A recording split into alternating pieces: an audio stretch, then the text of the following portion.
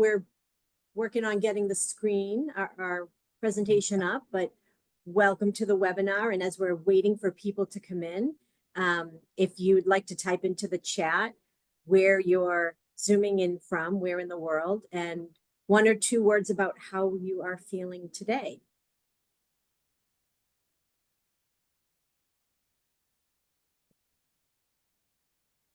Okay, let's stop sharing and try that again. Okay. We've got Arlington, so that's kind of right down the street. We want to be in video or not? New York City, Wow. Washington, D.C., near Boston, Oakland, California, Boulder. As expected, we have people everywhere. Let's hope we have someone abroad. London, there we go. Raynham. All right. So as Becky is getting her presentation up and running, I will start with my usual welcome, my shtick. Thank you for being here. My name is Nicole Anderson. I'm Senior Associate Director in Alumni Career Services. I work in both the Tufts Career Center and also the Office of Alumni Engagement in University Advancement. Welcome to today's webinar, The Courage to Speak, How Women Can Find Their Voice, featuring Becky Farone, who is a career change coach and founder of Fireworks Consulting. We have 2 main goals in Tufts Alumni Career Services: present programs like this, including webinars and networking events and other events across the country and all around the world for all alumni from all schools. So please check the Alumni and Friends calendar. I'll throw some links into the chat when I'm finished with my intro. Our second goal is to foster connections between alumni and students. And alums can check out their school's career center, as well as all of the online networks that we have at Tufts on the links that I'll drop into the chat. Let me just admit the people who are in the waiting room. So for today's webinar, we'll be presenting for about 50 minutes. We'll try our best to address all of your questions. You can either type those into the chat or you can unmute yourself. And if we don't get to your question during the webinar, we will definitely be around at the end to take questions. So finally, before I introduce our speaker, I want to acknowledge the Office of Alumni Engagement's community value statement, which I will post in the chat. The Tufts Office of Alumni Engagement mission is to invoke an environment of mutual respect, free expression, and inquiry. Program participants accept these principles when they join this community, and in doing so, they agree to abide by the following community values. Number 1 is respect for the rights, differences, experiences, and dignity of others. Number 2 is express our viewpoints in a thoughtful and respectful manner. Number 3 is honesty and integrity in working with all members of the community. And number 4 is accountability for personal behavior. So let me introduce our presenter today. Growing up in unconventional Vermont with a defiant, why can't a girl do that? Becky Farone turned that childhood declaration into a 30-year tech career. From her early days on Microsoft's original Outlook team to leadership roles at Nike, Starbucks headquarters, and Columbia Sportswear, she consistently broke barriers in male-dominated spaces. A Tufts graduate who combined art history and American studies with a later master's in information design from Carnegie Mellon, Becky brings a uniquely interdisciplinary lens to her work.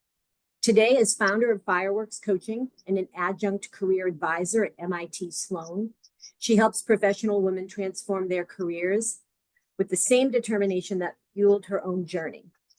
Drawing from both her extensive industry experience and coaching certification from the International Coaching Federation, Becky shares practical strategies for amplifying your voice and claiming your space in any professional environment. So now I'll hand the presentation over to Becky. Oh, I can't hear you, Becky. Let me see. Let me. There we go. You. Oh, okay. Hold on.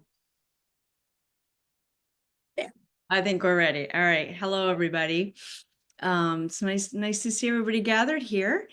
I am actually just outside of Oregon here, But for any of you still in the Boston area, it used to snow. We have snow today. I just want to proudly proclaim that we have that. So Nicole did a really nice job of introducing me. Thank you. So here's just a few more things about me. I'm a career change coach who empowers professional women over 40 and men too to claim their self-authority, eliminate self-doubt, and navigate their careers with confidence. So I have a private practice here along with working with MIT, as Nicole said. And while I'm now in the Portland, Oregon area, I actually was in Seattle for over 20 years. Kind of similar, both these areas are kind of similar to having grown up in Vermont, except for the requirement to have not one, but two different kind of raincoats here. It usually rains here quite a bit. So you can see a lot of hiking and going to the coast here with my husband and our child, Cinnamon, the cat. So she won't hike and just refuses. So, all right. So let's just a little bit more about me here. And I'm noticing one of my images didn't show.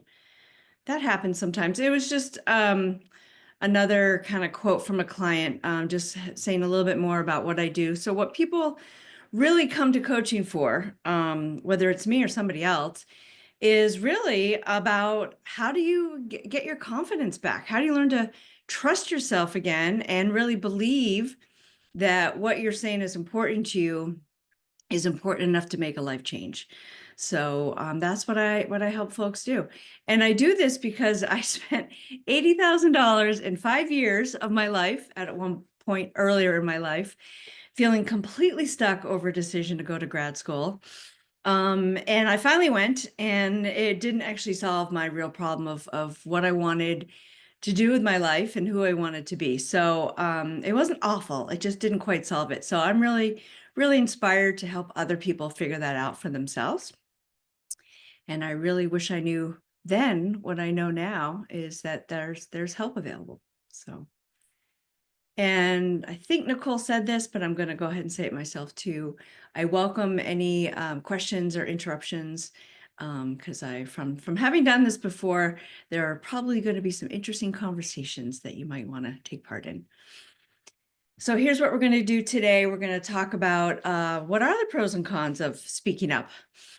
What are some of the historical reasons for that? Why self-authority is the answer. What gets in our way?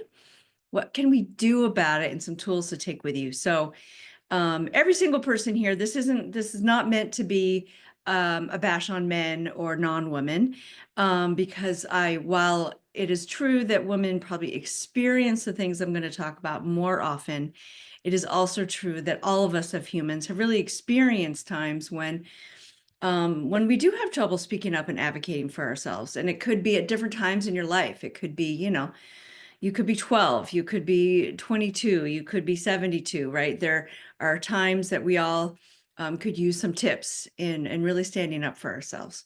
And it's not just work. It could be a relationship. Could be when dealing with a medical situation. I've experienced those. Could be when going to buy a car. So I remember being a 22-year-old buying a car and being told I should have it was like 14% interest or something. And I luckily said no. I was like, I don't think so.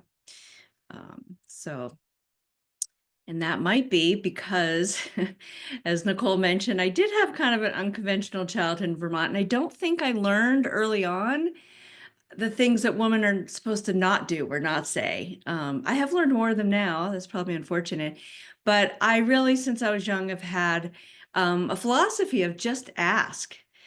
Just ask for what I want. It doesn't always work. I'll talk about that in a minute too. But it did work, as you can see here, when I ended up at Microsoft. And that's kind of a funny story. I had followed my mom to Seattle. She had sold her photography business in Vermont. And I was looking for a place to live.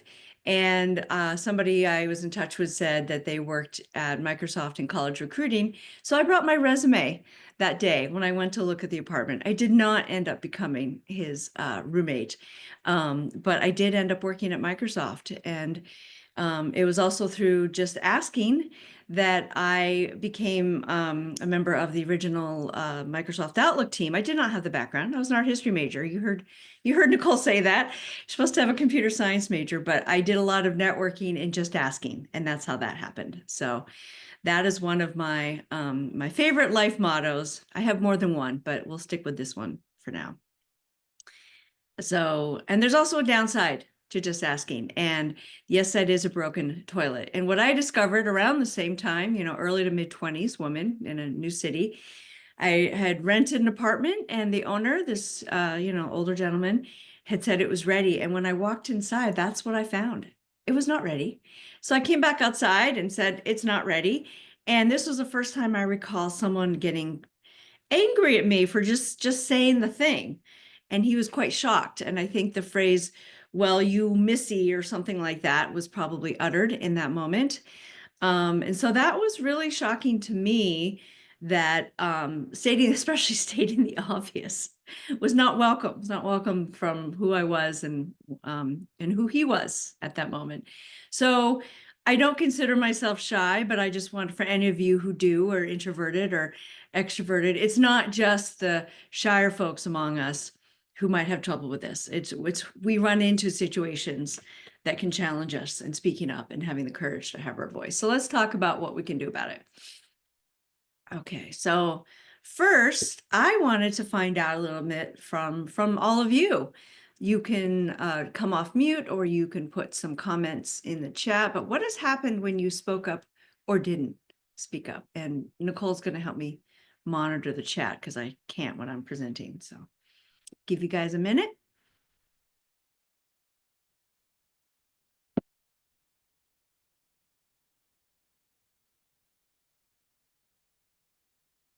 Not required to speak up, by the way, but if you have something you want to share. Sometimes dismissed. Mm. When I saw others speak up, retaliation, angry backlash, sometimes ignored. I became a target. Mm. Male egos get hurt. Then they retaliate. I've been labeled as difficult for not just going with the flow. People ignored me. I have a quiet voice, so I find that others just speak right over me. Those aren't great. Hmm. Yeah, thanks for sharing, everybody. Yeah, so I'd like to ask people too, because it has happened at some point to all of us in various ways. And in the moment, it's really hard to know what to do about it or how to respond. One, and it's like, oh, I was getting reminders today. Yeah. So I have it like in my ear playing, but I can do like 5 things at one time. Oh, wait, are we? Because you're a woman. Yeah, exactly. I think we're having either someone needs to mute themselves, or if they're trying to respond to Becky's question, I can't hear you. Yeah, So you want to try one more time?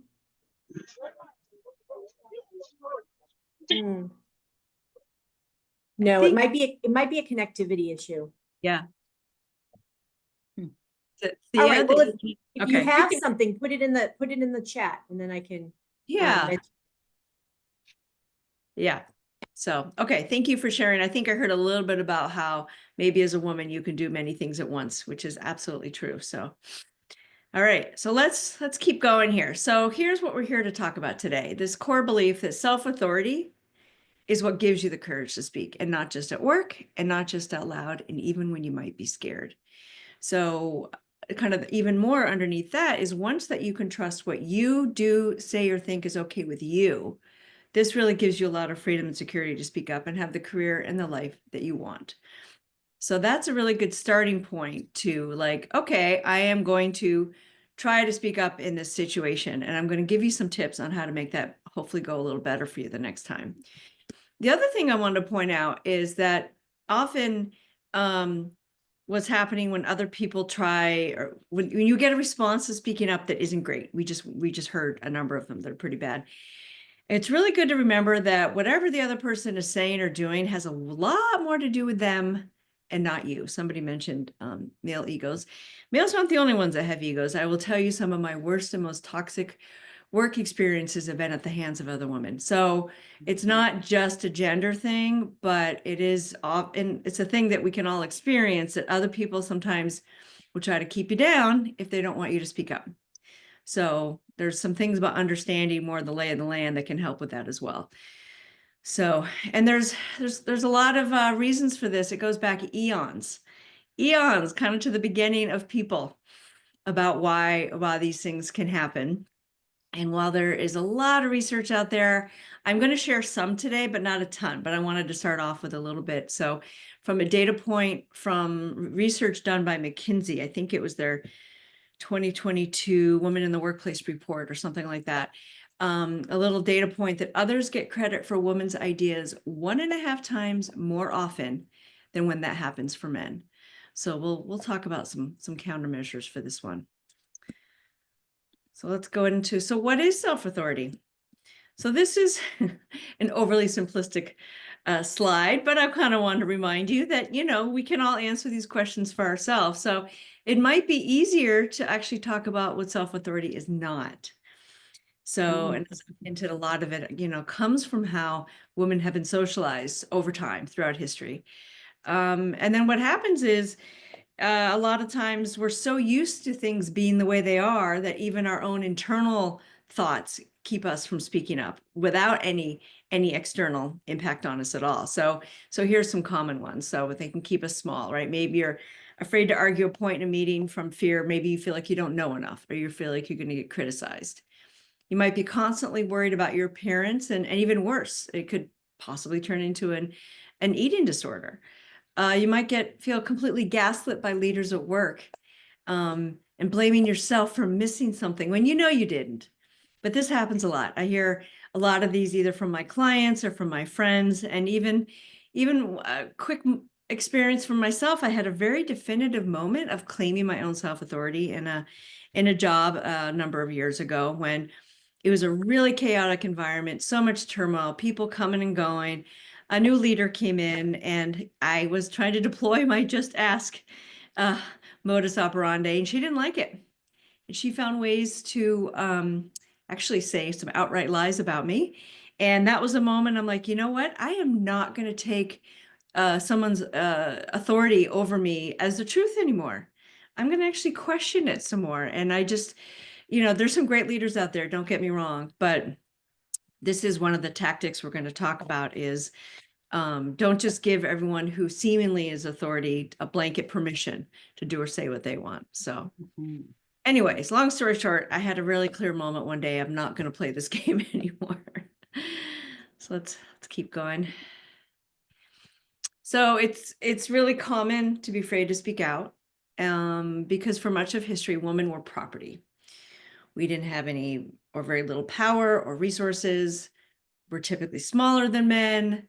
And for much of history, we didn't have any income or any choices to do but whatever was in front of us. So doing what others wanted kept women safe. And that became ingrained in our brains over generations. And it kind of sounds like this: be nice or else. So, and some of the comments that some of you shared today reflect that even now in 2025.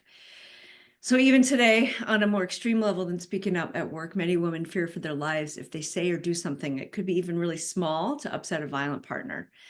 We really fear punishment in many forms, right? So whether you think you might be too much. Someone said they were called difficult. I've heard that one. Bossy, I've heard that one. Bitch, not qualified. All these horrible things. Who wants to hear that? Overbearing, too much. The too much one is yeah. So it's really hard to tell what is real or imagined fear when you're either afraid to hear those things, or you got retaliated against, like someone said, or you've heard about this happening from others. So we really become inhibited internally and externally. And that's not all. So here are a whole list of things that have happened when women don't speak up, even in fiction. I was reading a book one day, that's a Kindle screenshot, and that really stood out, right? She understood right away that when a woman is not in her place, men can get very angry. Hopefully, I don't remember now, hopefully that was a more historical based book, but it still happened. So we've talked about a number of these outcomes already, but I wanted to say a few more things, particularly about the financial impacts and the wage gap. In the next slide, I'm going to share some things. And I wanted to share another piece of data.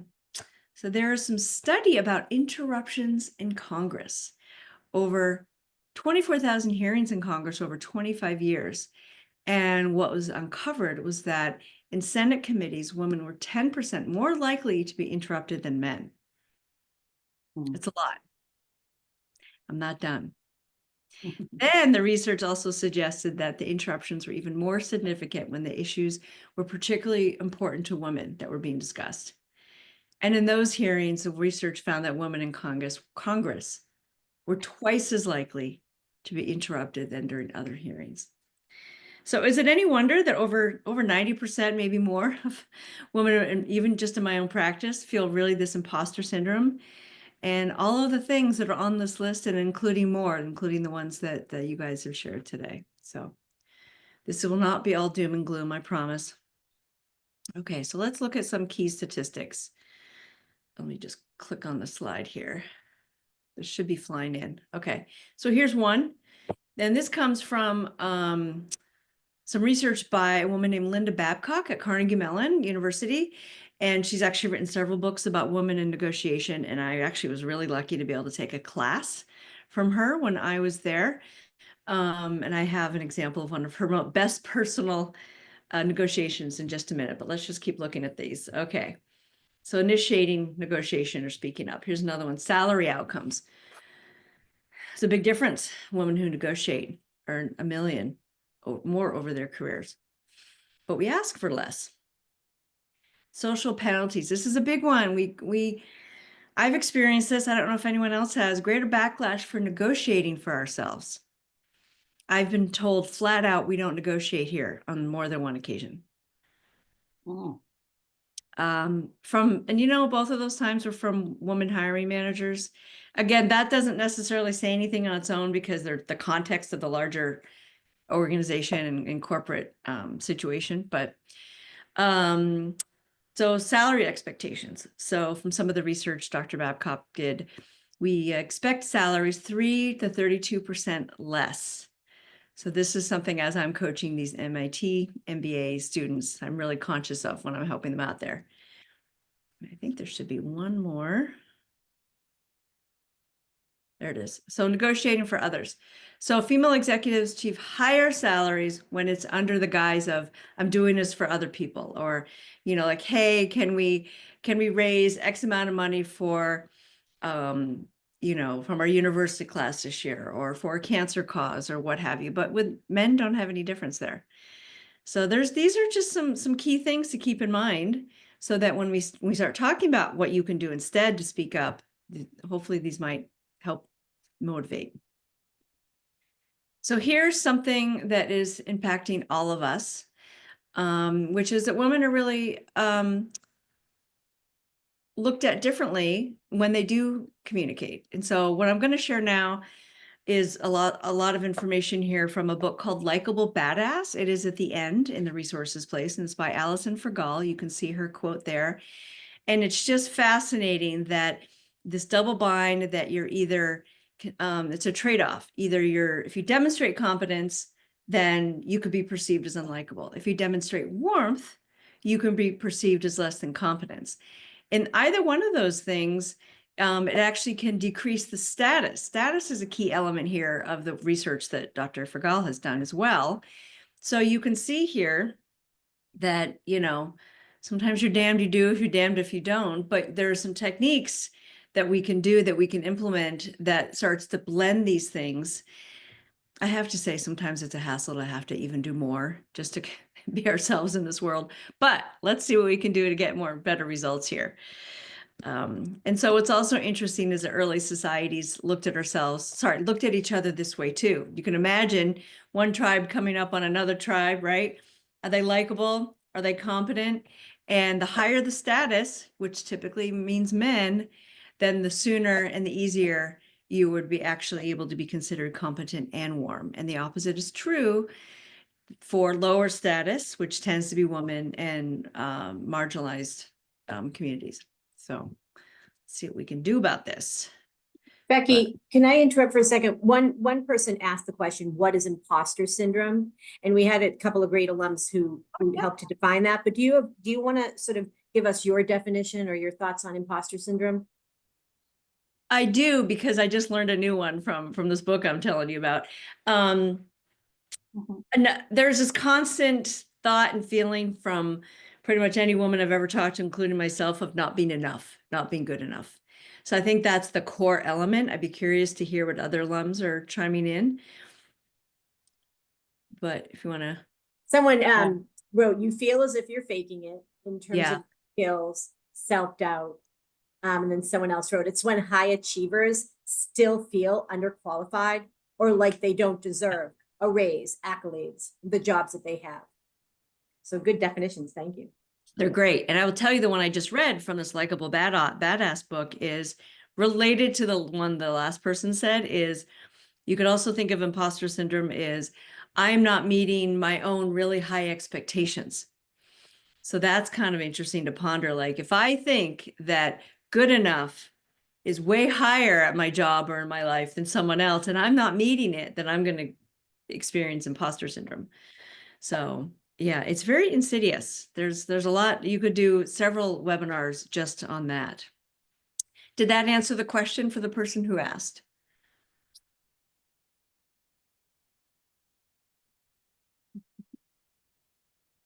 I think it answered the question. That was very good. Thanks. Yes, great. Okay, good. Yeah. Thank you for asking. Okay. So one more slide before we go into some solutions. So I just want to kind of show you what this sounds like, both externally and internally. And these, because we do it to ourselves too. So these are color-coded examples to, with the white background are like internal thoughts that could be keeping you from speaking up. And the black things are things that you often, or one often hears that can inhibit speaking up as well. So I myself have heard most of these internally and externally. Are you too direct? I'm afraid to say no. What if they think I'm bossy, emotional too much? I just said that thing that Brad got credit for. Or are you too direct? Or she's so good at her job, is such a bitch. I haven't heard that one directly, but I wouldn't be surprised if someone thought it at some point. And I'm bringing this up because humans tend to really fear the worst. You know, what will people say? We have a negativity bias, which is a cognitive bias that causes people to pay more attention to the negative information than the positive information. And there's really old survival reasons for that. But we ourselves are one of those people. We are socialized to think that we don't know enough, don't do enough, or don't have enough. Back to that imposter syndrome. So it's really, really, be aware that the reasons that you might be afraid to speak up are coming from both the inside and the outside. So let's talk about a toolkit. So going back to the double bind, where you're either competent or nice. So another way to say that, either assertive or warm. So a lot of these tactics are going to be about how we balance being those things while also still being authentic. So I'll go through each one of these in detail. Oops. My button here didn't go. Okay, hold on. All right. So this one is an interesting one. This is really the internal side of things. And the first recommendation is to really befriend your inner critic. If you've ever attended this before, you might have heard me talk about something called positive intelligence, which is some really interesting science about the impact of these inner critics, these inner saboteurs. And we all have the judge. And according to that body of science, we all have 9 accomplice saboteurs as well. My judge often sounds like Miranda Priestley, right? From The Devil Wears Prada, like that's not good enough. But these voices are not you. So this is kind of understanding their protective intent. They're usually coming from, and we all have these, by the way. They might sound or look different for each of us, but when we're kids, when we're little, and we don't have a lot of choice or control in our lives, most of us develop these inner critics or voices in an attempt to keep us safe. So we don't need them so much anymore. These are literally grooves that we've worn into our head from the kind of amygdala, and if someone's a neuroscience here, please don't make fun of me, kind of the old part of your brain where all the worries are stored. And that's where the inner voices are operating out of. And there are ways to kind of literally use a different part of your brain, the front part, prefrontal cortex, where they have less of an impact. So, but it's also good to ask yourself, what are these voices possibly trying to protect you from, particularly when you think about wanting to speak up about something. Who knows, you might have some childhood memories that are challenging there as well, but they're a habit at this point. So transforming criticism into courage, how can you reframe these opportunities? I literally do exercises in my coaching with people to ask people to write down some of their limiting beliefs, and then we write down what they want to think instead. There's some really great exercises that are really helpful there. So, and what would you say if you're 10% braver? That's an interesting thing to ask yourself as well. And then the dialogue for compassion is sometimes, like I kind of said it already, but just giving that inner critic a voice, and even just saying, hey, I got it. I got this. Because sometimes you're going to have to parent yourself. I'm not going to get into that a whole lot. That's usually therapy territory. But it's not hard to understand that if these inner critics are our younger selves, then responding to them like our older selves can be pretty helpful. And then, of course, self-compassion. What would you say to a friend who's going through some similar things? What would you say to your work buddy who's like, I never have the guts to stand up for myself, against the office bully? What would you say to that person if that's you? So I'd offer some reflection there. Okay, so now let's talk about another one. There's a lot here.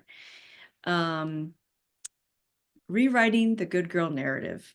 There's actually a book specifically on this called, I think it's called Drop or Rewire the Good Girl Programming, written by a friend of mine as well too. But there's a lot of times when we come out of school and we're used to being around teachers, professors, and we just, sort of parents, we just automatically think they know it all. They know everything, but it makes us assume that these authority figures hold all the answers and that we know less than they do.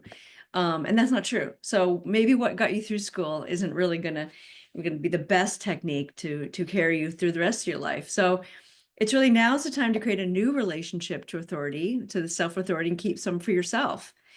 So this one about questioning authority mindfully is interesting, or thoughtfully. So what you can do this internally and externally. So internally, you can be saying like, oh, that boss may not actually know the answers. What am I assuming based on the little bit she said that could be true for me or not? So that's also a good way to reduce stress, particularly in this age of layoffs and all this sort of stuff. So a lot of us are on high alert, but keep yourself calmer by saying, not everybody knows everything. And who knows, you might even know more than that person. And then externally, I had this come up in a coaching session recently. A client was just getting really pissed because her bosses were not giving her the information she needed to do her job. And I think there was a meeting that day. And so she relayed to me that she slacked them and said, do you guys have all the information? And so she wasn't just saying a factual thing, does information exist? She was pissed, and it came across. So think about that I don't think she was assuming that her managers knew all the answers here, but she was communicating more than one thing by asking. So that's something to consider as well. Please ask, but try to keep your questions more in the neutral place. And if you do have anger, find ways to dispel it separate from that. It's going to happen. So, and then defining leadership on your terms. I had another person who felt like she didn't look or sound like the other senior directors on her team. And we talked about how can she define it on her terms, whether it's her unique values or her unique skills. Sometimes I don't know if she was the only woman on her leadership team. I don't think so, but if she was one of the fewer women, right? So if you're doing something in a different way, and let's face it, usually in the higher levels of leadership, there are more men than women. You don't have to be the same as everybody. You can find other ways to be effective, and that could even end up balancing the leadership team. So you get to decide what a good definition of leadership is for you.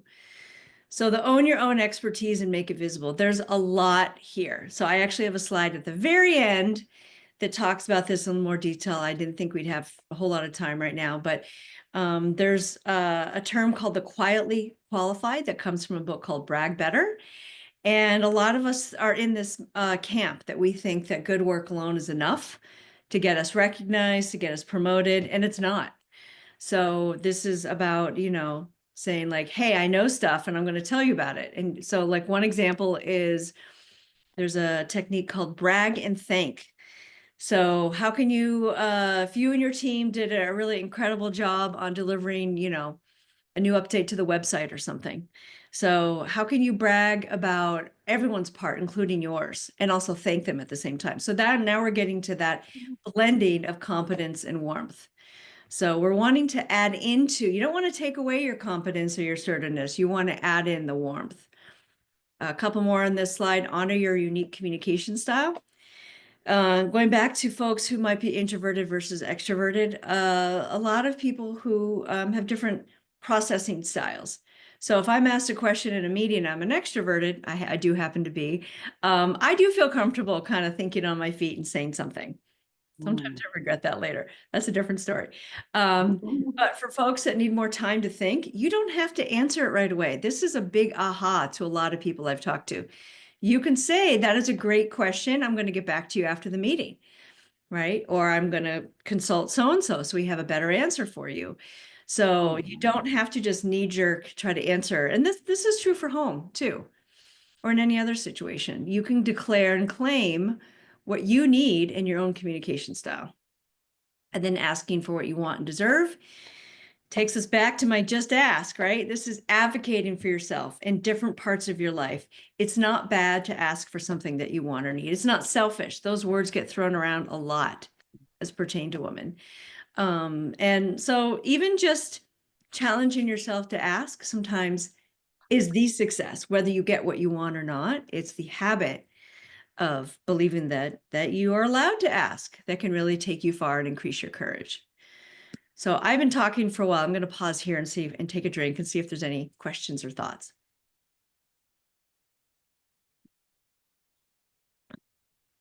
Feel free to come off mute if so. Oh, I guess you hear me, huh? Yeah. Hear me, see me. It just occurred to me now that many years ago, I had a supervisor, and there were some situations, I was a school psychologist, there were some situations that seemed, it was a female principal, by the way. I believe that power is hungry in all the genders. Power, power issues. But anyway, my supervisor and I spoke about something that I don't even remember what it was, but I know it was I was improperly treated. Mm. And I'm not one to, I mean, I know that neutrality is much better than hitting the nastiness with more nastiness, say. Yeah. Yeah. He said, when you go to speak with her, take care of your anger somewhere else. Make sure, whatever it is, like if it's a well, I'm saying this, if I were, swishing sage over me, ritual or therapy or, a fast run. Yeah. Don't go in angry. And it's interesting dealing with anger and feeling mistreated but still being open to, the more open you are to hearing them. I don't know if this is really true in all cases. Yeah. And that's a thing too. Sometimes I think, well, I'm a little too willing to make sure I'm not, I don't know, trying to maybe usurp the power. So maybe power is an issue for me. Yeah, that there's a lot there that you said. Thank you. Sorry. Yeah, you're reminding me of some of my own situations too, where I thought I was just asking a question and the other person took it as trying to usurp the power. So there's a lot here, and there's also a lot about women and expressing anger. And so I didn't mean to suggest that you shouldn't ever do that. I just meant that if you are literally going to ask or question authority about something, you'll get further if you can separate those things in that moment. So, and not always possible. If, dear Lord, hopefully some of you have some really great authority figures and managers that actually can handle a more complex conversation. So I hope that's true. So, well, thank you, Thea. Really, Yeah. that's a lot to think about. So, I could have been more concise yeah. if I were not in my current communication style. Well, thank you for the segue. Check this out. Okay. Oh, So there's a lot here, and I'm going to actually talk about a couple points, but I wanted to keep this really detailed slide here because a lot of what happens when we communicate with less power, or maybe we get results that weren't quite what we expected, sometimes we're doing these things. And I would like to also let us all know, I still do so many of these. These are habits that come from this place of wanting to stay safe most of the time. Obviously, I can't speak for everybody, but it's not like, you suddenly woke up and said, I'm just going to apologize for everything. We have inherited so much of this from different generations and different societal conditioning. So this is about being aware. So I'm going to talk about three specific things to do with that. So one is avoiding these underlying speech patterns, right? You can see apologies. You've heard the uptalk. How many times have you written an email to check in on something and you say, hi, I just want to check in? What if you just said, hi, I'm checking in? Where's the thing I asked for? Even if you just tried to change that one habit, it would really be helpful. And I think it would carry through other parts of your life. Second one is asserting your expertise through your choice of words and your tone of voice. Instead of like, oh, I think we should do that, which is a softer way to say that. You could say, I recommend that we go with plan A and plan B, right? Small change, big difference. And you can also, if you're concerned about someone thinking you're too competent and, pushing back on it, there's ways to add some of the warmth, right?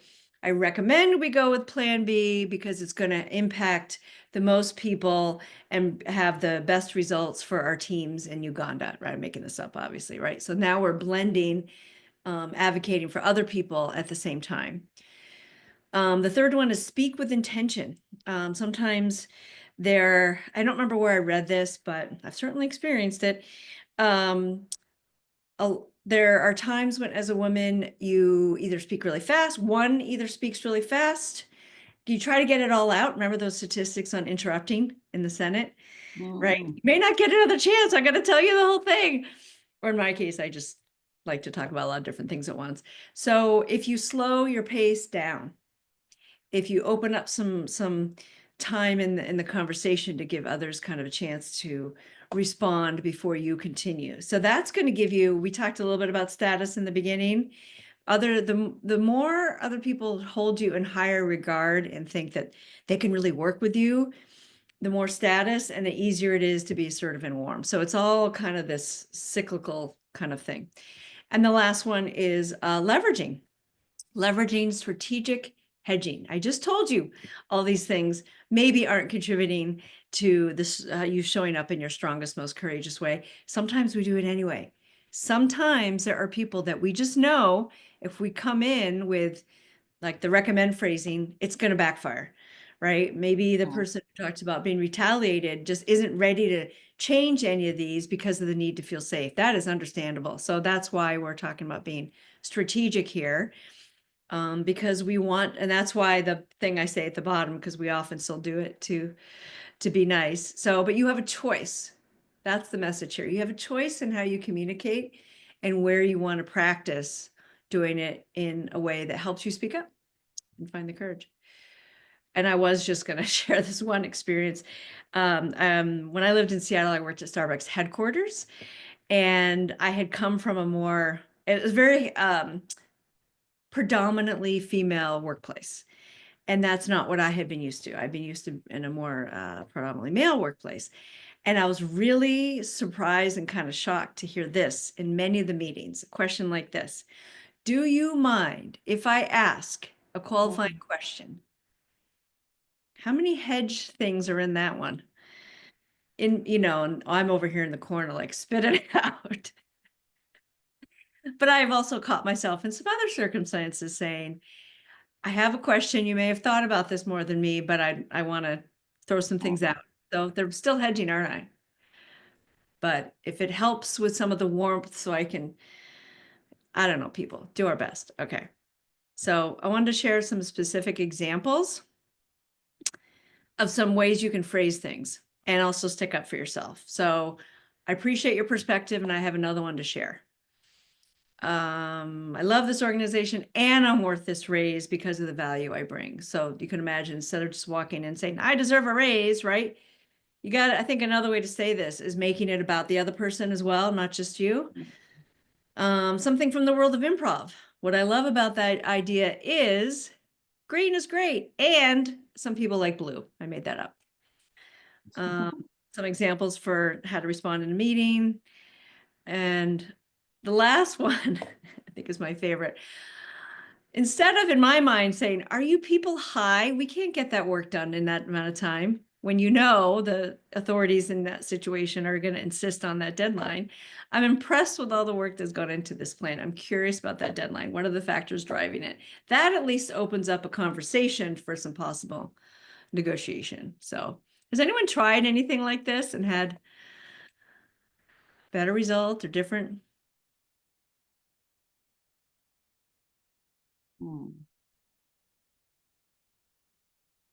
It's okay if you haven't, but just, I want to, leave you with something concrete. Yeah. So let's see. I was once told there is no such thing as a respectful disagreement. And then someone else wrote, what helps me is remembering that when I speak, I'm speaking with purpose to educate or inform or some other positive gift. Yeah. So speaking with authority comes more easily as it's still being nice and warm. Interesting. Okay. Huh. My boss usually acts as if I am usurping. Or boss usually acts as if I'm usurping. That is tough, because if the boss is acting like that, then the psychological safety is likely not there to actually just call it out, right? There's probably some more dancing around. So we're not going to solve all these here, but if there's any experiments that person wants to make about blending more of the assertiveness and warmth, I'd be curious to hear about an outcome. So thank you, guys. Okay. Becky, before someone did ask, can you define uptalk? Oh, yes. Okay. So, I'm going to see if I can demonstrate it. Do you know what time we're all going to that meeting? So it's when a woman's, typically a woman, right? You end the question on a higher tone than the rest of it. Yeah, I haven't actually heard uptalk lately in a while. Of course, I work from home. There's that too. But but that's generally some style, and the listener often feel like that person is younger or weaker or lower status. That can be an impact. Did that answer the question? Someone also added, or you end a sentence, not a question, with the voice tone rising at the end, right? Yeah. Everything sounds like a question. Yeah. Yeah. Thank you. Sure. Some reason that reminds me of, like, way back in the 80s, like Valley Girl talk. I don't know if that was uptalk or not, but certainly there's ways that women get a bad rap for either their tone, low or higher tone of voice, or the question mark at the end, like we just said. Yeah. So, and we don't always have control over it, and it's probably not fair either. So, okay, so let's go to the next one, if that's okay. So this is supposed to be a photo of a bunch of women hanging out. I don't know why sometimes my images don't show up. They do when I'm not presenting. But you can see here, this is strategy 4 about being an ally. So women in particular tend to be very interested and pretty skilled at relationships. So let's use that to our advantage to build up courage and help others speak up. So the first one, prepare and align. That's as simple as, you want to get a point across in a meeting or in another environment.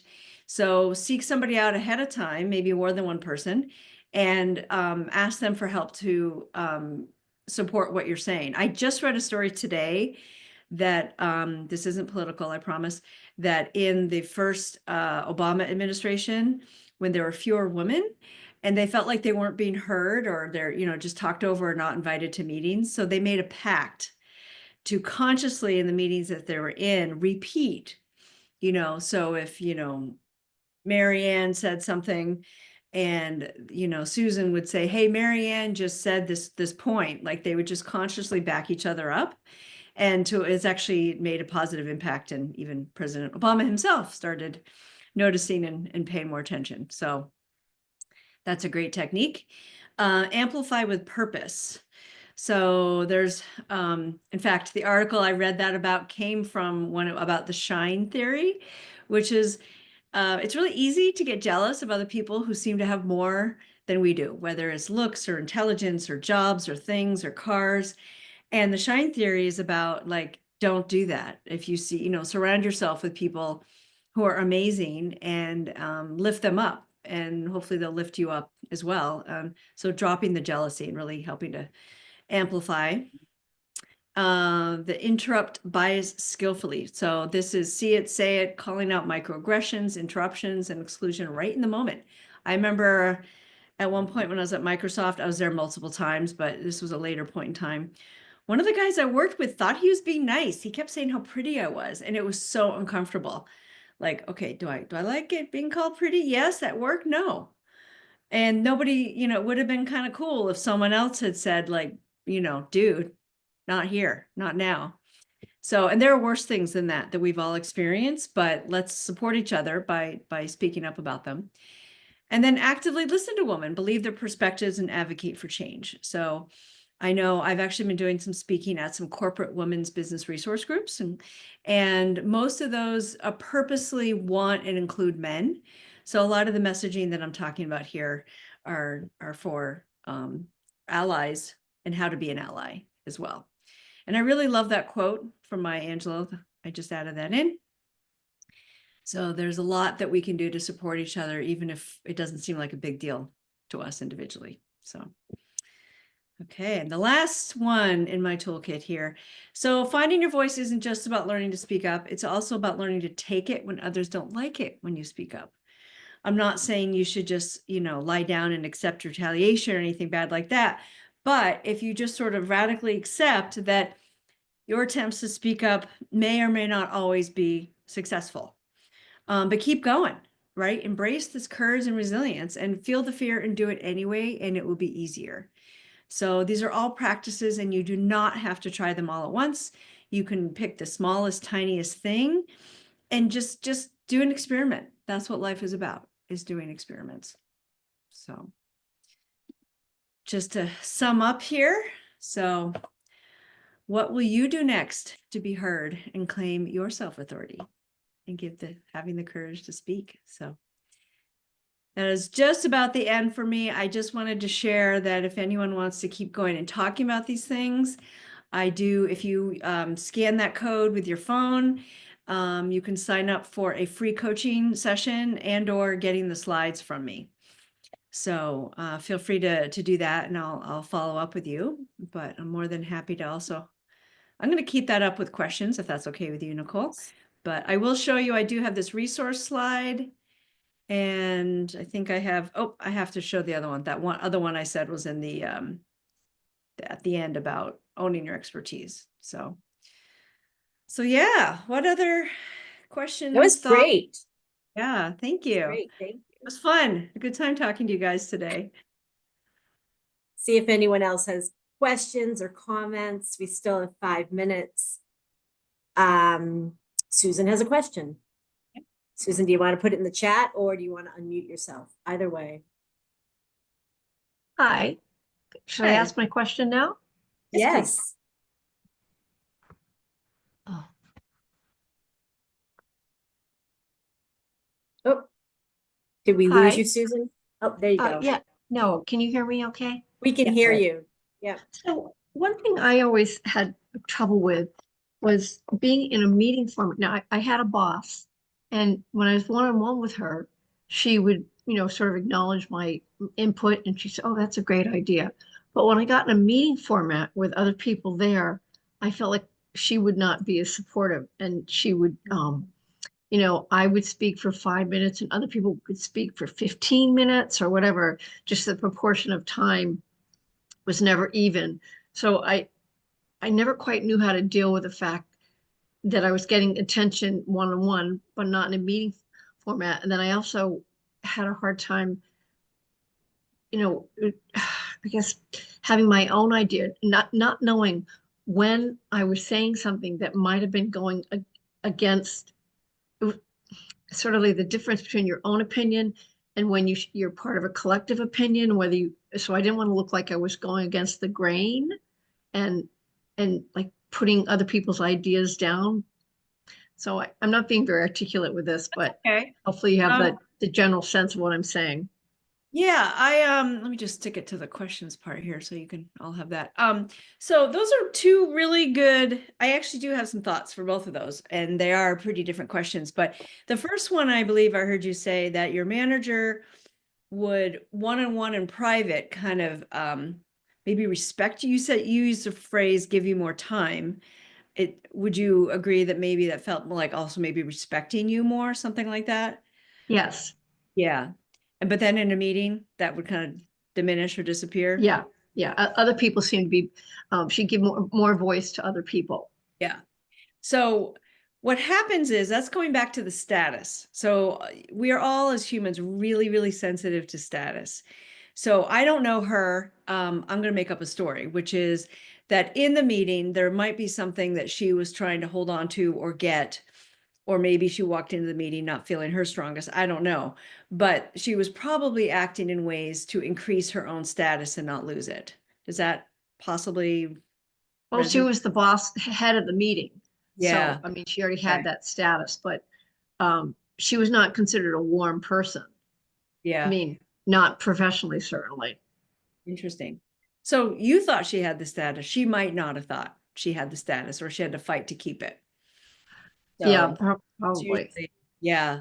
There's an interesting story in that Likeable Badass book about how the author, when she was a consultant, was working with a client and would provide all the, the information they're looking for. But when they went to go to a meeting, the client would claim all the information and knowledge for himself. And so what she did to mitigate that was the next time they were in a meeting together, she went to the front of the room and just stood there while he was talking through the things that he supposedly did. So there's a lot of like subtle behavioral body movements that we can also indicate that may not have fixed your particular situation, Susan. But there's some interesting things going on in our quest for status in meetings. But you had a second part about, I'm going to try to rephrase it. Please tell me if I got it, about maybe how do I speak up and maybe disagree or say something that doesn't seem to go along with the crowd? Is that right? Yeah, I think so. Okay. Well, now that you've heard me talk about some various ideas, what do you think would work? I guess I think about respectfully disagree, Okay. try to do that, but it's still just feeling like I guess the thing I have to acknowledge is just because I say something doesn't mean everybody's going to go along with it. And I think that goes to one of your points earlier, Yeah. Yeah. right? That you have to be prepared for the outcome. But I Yeah, guess at some point you feel, and then that leads to cynicism. You sort of, in a way, if you speak up and have your voice squashed or your opinion disagreed with so many times, you stop speaking up because you think, why Yeah. bother? Yeah, that's true. That is very true. Mhm. So I don't know the exact context, but I think what's coming to mind is the pick your battles phrase, right? So that's one thing. And another thing is a whole different way of looking at it, Susan, is if you're in a place where you often really disagree and then end up feeling pretty crappy because Mm. you do, are you in the right place? Right. Is there a value conflict? That's something I Right. start with all my clients, is really Yeah. getting really clear on their values. And that often results in this aha moment, like, no wonder I'm so unhappy in this job or in this company or even this career. So those are Right. something to consider. Yeah. Right. Right. Yeah. But if you really do want to dive in and negotiate, there's ways, you have to give to get. Yeah. I mean, in the past, I had sort of called her on stuff when she'd say things to me I didn't care for, Yeah. and she would apologize, and I felt like that sort of would nip her behavior in the bud. But then over a period of time, it would rear its ugly little head again. Yeah. Yeah, that sounds like a lot, Yeah. It is, but we all have stories like Susan's, right? None of them, the tactics I'm sharing here are like a perfect fit. They're things to try and experiment with. And some might be hit it out of the park. And others, like if you have a boss that repeatedly breaks your boundaries, right? That's not going to be fixed by adding something warm to saying something assertive. That's in a different category. And you either decide to try to fix it or get help or leave. So, but that does sound pretty disrespectful, and I'm sorry you experienced that. Thank you. You're welcome. All right. Anybody else? Becky, we've got people asking for, the book resources, your list of Oh, yeah. books, but also other. So I'll send them out to everyone. But someone did ask, are there other books that you would recommend, even beyond the ones that maybe you've mentioned? Yes. So this is a good list right here. Yeah. Yes, absolutely. So I've mentioned the majority of these, but at least here are the details. Playing Big is an amazing book. I've actually taken bits and pieces from most of these books and added it and tried to put my own spin on it, and give credit where credit's due, of course. But there's some really great ones here, and there's some good links to articles. And I think that Woman in the Workplace one might be that McKinsey study I mentioned as well. Okay. That is a great study. I read that. That's a lot. So I recommend that. Yeah. Well, I think, we're past the time. This was an amazing webinar, Becky. Thank you so much. And I really appreciate everyone sharing in the chat and uplifting others and answering questions and your honesty. I think, just having this group together, we've got still have 41 people. I think we'll probably talk for another hour, right? Yeah. But, I'm trying to bring more topics. I'm bringing Becky back. She did a great webinar on positive intelligence.